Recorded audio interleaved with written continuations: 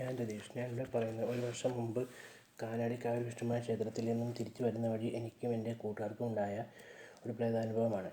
കഥ കേട്ട അഭിപ്രായമുണ്ടെങ്കിൽ പറഞ്ഞറിയിക്കുക. ഇനി കഥയിലേക്ക് പോകാം. ഞാനും എൻ്റെ കൂട്ടുകാരനും കൂടി BMW കാറിൽ ഒരു ക്ഷേത്രത്തിൽ പോകാൻ പദ്ധതിയിട്ടു. തൃശ്ശൂർ കാനാടിക്കാവ് വിഷ്ണുമായ ക്ഷേത്രത്തിൽ പോകുവാനാണ് ഞങ്ങൾ പദ്ധതിയിട്ടത്.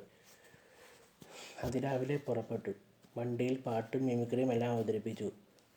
2 മണിക്കൂറിൽ ഞങ്ങൾ കാനാടിക്കാവ് ക്ഷേത്രത്തിലെത്തി. കാനാടിക്കാവിലെ വിഷ്ണുമായയുടെ ചൈതന്യം ഉള്ള വെളിച്ചപ്പാടിൻ്റെ മുമ്പിൽ സങ്കടം ഉണർത്തിക്കാൻ നിരവധി കോടാനുകോടി ഭക്തർ എത്തി.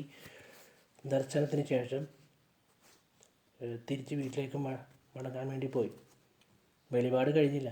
വെളിപാട് തീർന്നതിന് ശേഷം അന്നദാനവും കഴിഞ്ഞ് വൈകുന്നേരം 6 മണിക്ക് ശേഷമാണ് ഞങ്ങൾ യാത്ര തിരിച്ചത്. യാത്ര തിരിക്കുമ്പോൾ കുറേ ദൂരം പിന്നിട്ടതിന് ശേഷം ദൂരെ ഒരു നായയുടേതെന്ന് തോന്നിക്കുന്ന ഒരു ഓരിയിടൽ കേട്ടു. മത്ത് കരയുന്നതും കൂമൻ്റെ കരച്ചിലും കാലംകോഴിയുടെ കൂവലും അടുത്തെത്തി. കുറച്ചു കഴിഞ്ഞ് ഒരു ചിലങ്കയുടെ ശബ്ദവും അടുത്തെത്തി. ഞങ്ങൾ ഇരുവരും ചുറ്റും നോക്കി. അപ്പോഴാണ് 2 സ്ത്രീകൾ അതുവഴി നടന്നു വരുന്നത് കണ്ടത്. കരഞ്ഞുകൊണ്ടാണ് അവർ ഓടി വരുന്നത്. വഴി ചോദിക്കാൻ ചെന്നപ്പോൾ